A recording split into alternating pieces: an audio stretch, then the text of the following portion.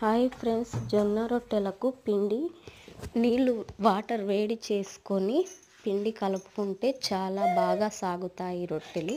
ఇలా నేను పిసికి పెట్టుకున్నాను. ఇలా పిసుక్కొని ఇదిగో రెండు చేతులతో ఒత్తుకున్నాను. ఇప్పుడు రొట్టెను కొట్టుకోవాలి ఫ్రెండ్స్. రొట్టెను కొట్టుకున్న తర్వాత రొట్టెని ఎలా కొట్టాలంటే మనం ఏడలకు లాస్ట్కు రొట్టెను కొడుతూ ఉండాలి. అలా కొడితే మంచిగా సాగుతుంది, సల్పగా వస్తాయి, అలాగే పెద్దగా వస్తాయి కూడా రొట్టెలు.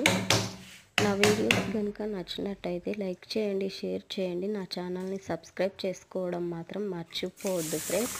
ఇప్పుడు రొట్టెను వేసుకొని ఇప్పుడు వాటర్ చల్లుకొని ఇప్పుడు రొట్టెను ఇరువైపులా కాల్చుకోవాలి ఫ్రెండ్స్. ఇప్పుడు తిప్పేసుకుంటున్నాను. చూడండి ఎలా కాలిందో.